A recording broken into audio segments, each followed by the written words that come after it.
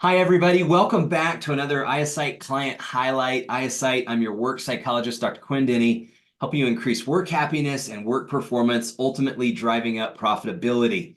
Today, I have a value-added guest, which I've had here before, and it's been very informational. I've got Sage Jolofsky with me, affectionately known as the Solar Sage. Sage, we're so glad to have you here today.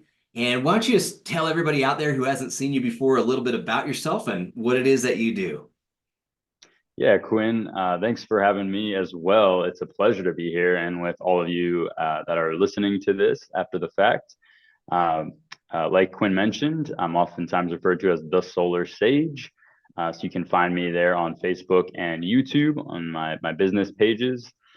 Um, so I've been in solar for 6 years now, and in that amount of time, I've had the opportunity to help hundreds of homeowners transition to solar solutions through a very customized and consultative approach. I do have access to a variety of different equipment, financing, storage solutions, and plans. So it's not a one size fits all, and we really want to figure out what's going to be best for someone's individual needs. So that's me in a nutshell. I love doing what I do. I'm a nerd about it, and I'm excited to answer some questions. Yeah, wonderful, wonderful. Thanks for being on today. Yeah.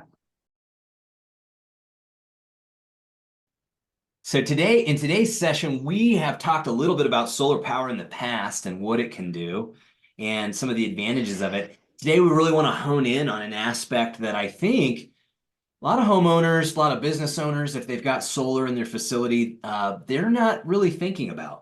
And the question today, or the focus today, is batteries and solar power.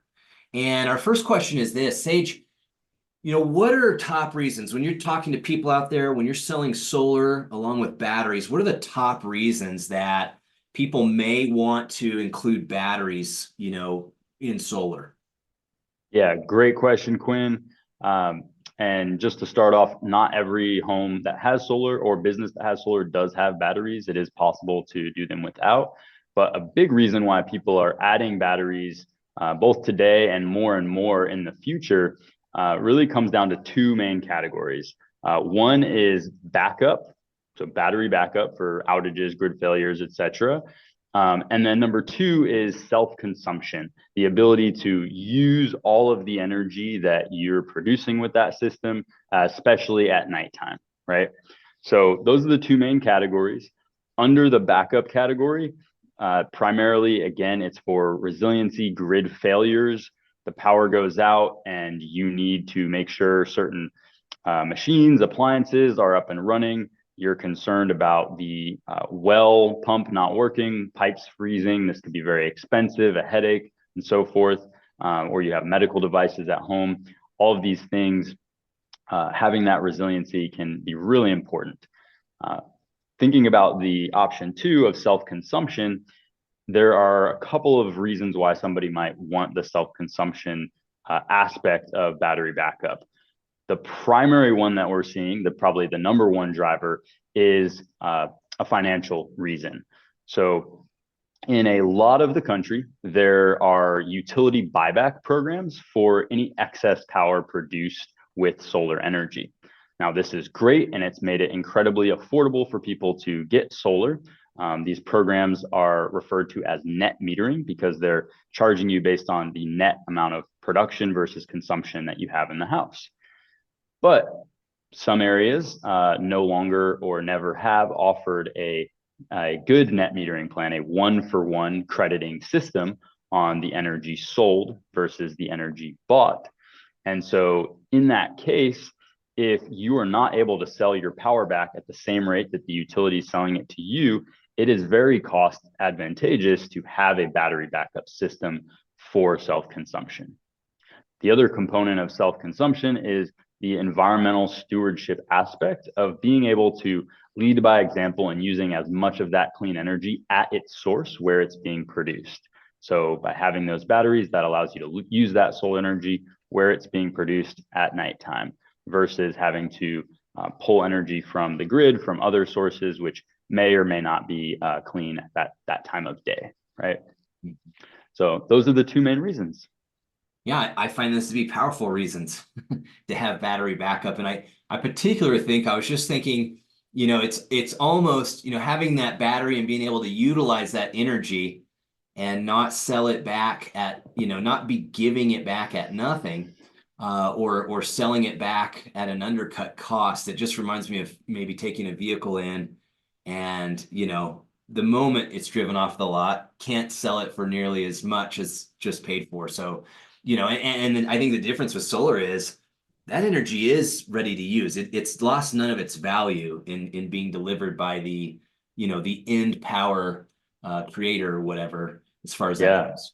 yeah, absolutely, Quinn. You hit the nail on the head with that. Yeah, awesome, awesome. Yeah, so good reasons out there to have battery in your solar installation.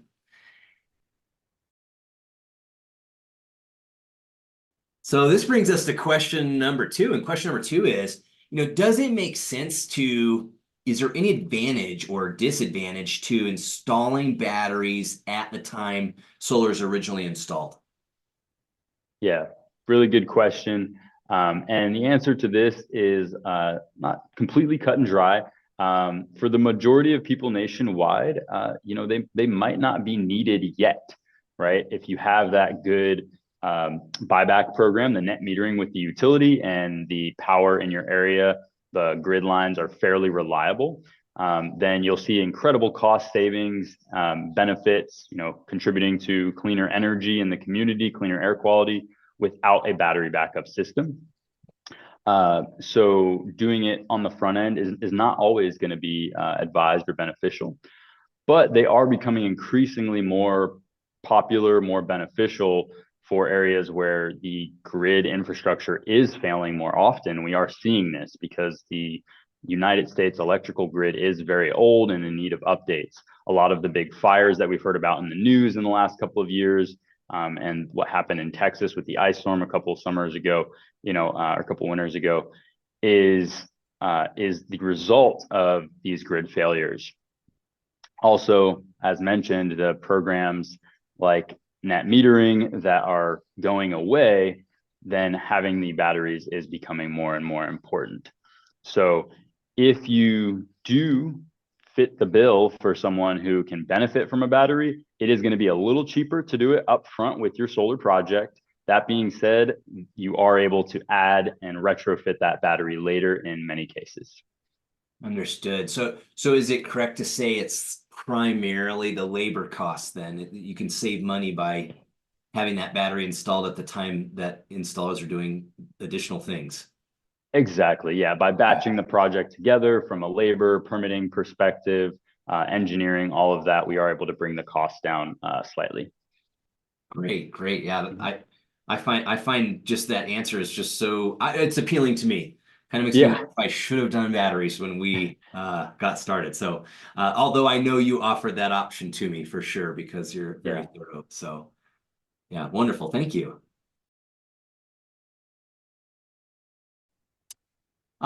Can people choose what devices the batteries are used for? And can they choose that, under what circumstances? Yeah, so batteries are considered smart appliances and they can be programmed ahead of time in a variety of ways to best meet the needs of the individual and the requirements of whatever the community policy or local grid system is in that area. So in terms of individual appliances, yes, you can have it connected directly to what's called a backup loads panel where you prioritize, hey, these are what we want to make sure are backed up. All the energy is going to go there during an outage. Um, and you can also set the system up where it's tied into the entire electric panel. And so when a power outage does happen, you can essentially power everything and it's your responsibility to turn things off that maybe aren't a priority for you to have backup to. So yeah, you have some functionality with that. There's options when you have the system installed, and that's part of the consultation process to see which architecture is going to work best. Now, also nowadays we have what are called smart electrical panels that can be paired with a battery, And this does give you app level functionality to go into your phone or computer and actually turn individual circuits on or off if desired. So that's a little bit of a premium to have that option. But for folks that want it and are doing the whole smart home upgrade at the same time, it can be a great option, and they do qualify for the incentives and credits that you would get on the solar and battery as well. Yeah, yeah. So, and that sounds like to me, I mean, that's a lot of choice. People have a lot of flexibility with what they want to do with their battery power and how they're going to handle an outage. Absolutely. And with choice, it can be overwhelming at times, but that's where, speaking to a professional consultant like myself really is invaluable in helping to understand and navigate the waters of, if then which option is going to really suit our needs the best. So that's what I love to do. Yeah, fantastic. Uh, if there is a power outage, and I know this may be one of the most common questions, I wonder if there is a power outage, how long will our batteries last? What does that look like? Yeah, yeah. So typically the batteries are going to be designed to get you through the night. So you're thinking of an average of like 12 hours. We don't necessarily need to create more backup than that, because when the sun comes up the next day, the sun and the solar will start powering your house and recharging those batteries. So as long as there is sunlight available, you can run for weeks on end with a backup system that just gets you through those nights.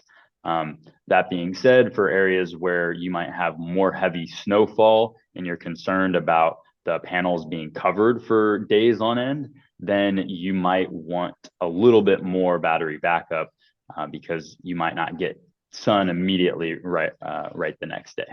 Yeah, yeah, that's awesome. So for all you nomads out there, if you need that, that's an option, and it's way longer than I was expecting. I thought the answer was going to be, hey, you've got a couple hours versus all night, so that's wonderful. And recently, not long ago, you posted an innovative video.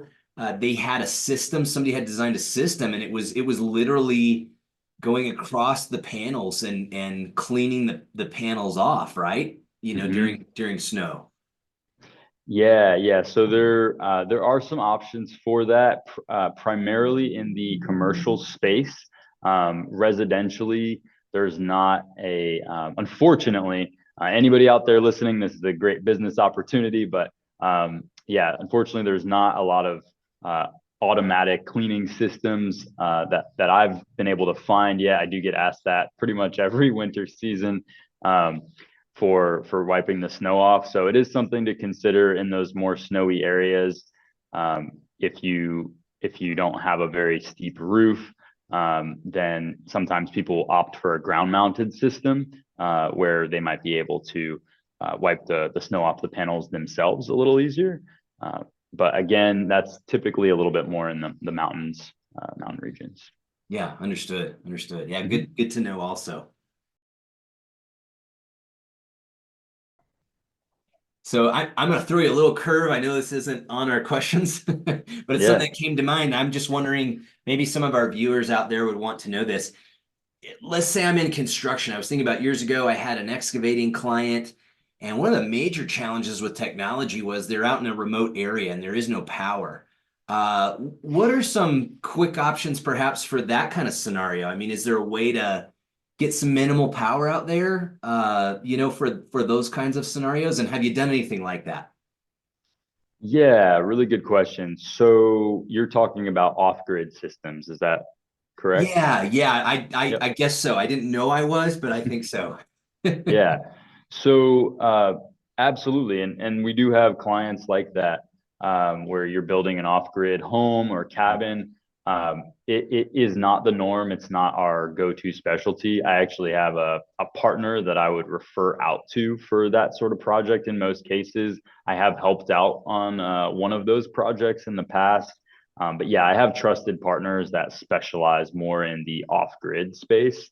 For folks that are already on grid power, they're typically going to have what's called a hybrid battery system that's able to function with the grid and also in off-grid mode if the power goes out. Okay.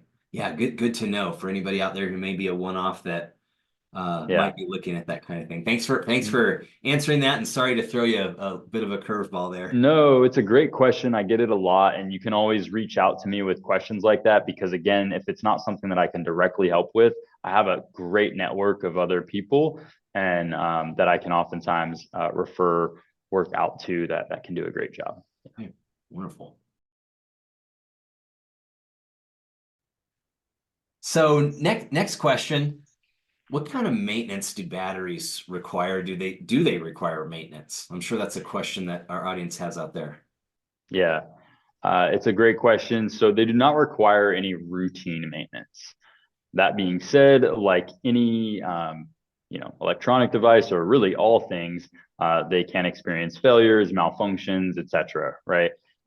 It is pretty rare. They're designed to be a very durable technology, but one of the things about having them be smart technology with computers in them is oftentimes if there is an issue, it might actually be able to be fixed remotely with a software update or change. So that is an option. And also we can detect where specifically that issue is a little more accurately. So if, say a component of that battery system were to go out and to fail, we'd be able to diagnose it and actually have the new part shipped to the home and schedule to have a technician meet at the home after the part has arrived and can replace that work or replace that part for you. The work is going to be included under warranty for that battery for 10 to 15 years, depending on the type of battery that you're having installed. That's great. Yeah, that's so good to know, and I'm sure it gives a lot of people peace of mind. Yeah. In regards to their system. Yep, absolutely.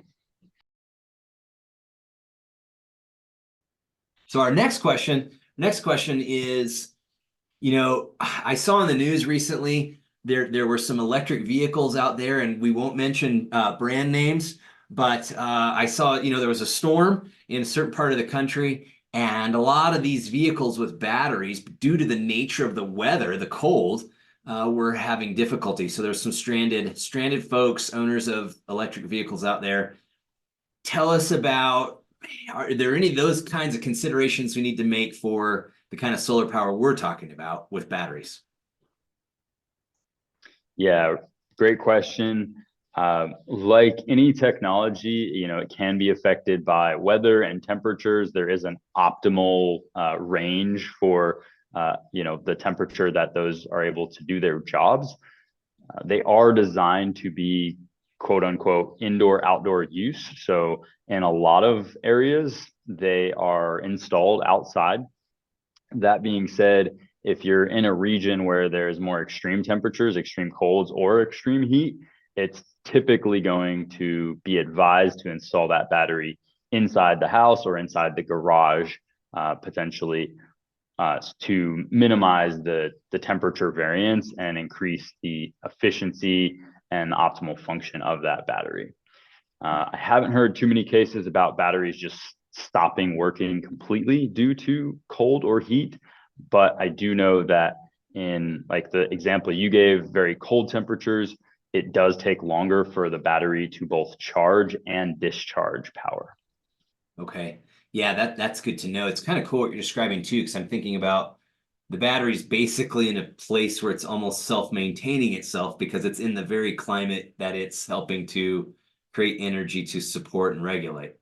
Yeah, Yeah. absolutely. Yeah. So if you put it inside and have that battery connected to a little, space heater or insulated room structure, then exactly it's helping to create its own ideal climate, homeostasis, if you will, for the machine. Yeah. Yeah, and I would assume security is a factor too. It's probably nice to store your batteries in a secure place. It is absolutely, they are designed to be very durable, and they're heavy, so it's not too likely that somebody's going to come up and steal them. But people people do crazy things. Yeah. Yeah. Great. Second to last question here. Do I need to notify my electric company if I add batteries? So like in my case, I know we don't, we didn't do batteries with our installation.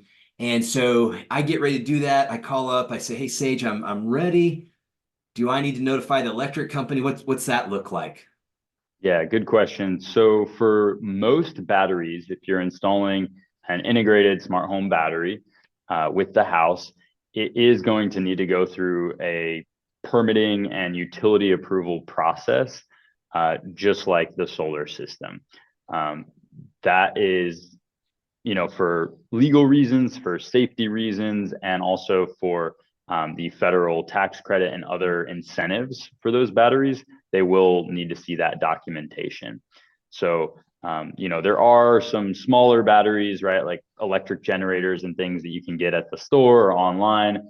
Um, you know, we're not talking about those today in depth. Those you wouldn't need a permit for, but any integrated home battery, you would need to go through the same process. Understood. If it touches the grid, it's needs to be regulated and E- permitted. Exactly. Yep. Okay. Okay. Yeah, good to know. That's good for people to know out there, I think, as well. Yeah, great question. And then lastly here, our last question is this. Uh, if my battery fails, assuming I'm still receiving electricity from the utility company, does my power go out? Yeah, really good question. So this is going to be a question that you'll want to ask your consultant, whether that's me you're talking to later or some other consultant specific to the system that they're proposing or looking at with you, because different components do interact a little differently. But in general, the answer is going to be yes. The solar system will still be able to function and produce power if that battery were to fail, as long as it is connected to the power grid. If for some reason the battery fails and the grid power is out, there is a safety feature in that system that would turn it off, so that this power is not feeding back excess into the grid while electrical workers are trying to get the lines back up and running. Okay, great. Yeah, that's good to know as well.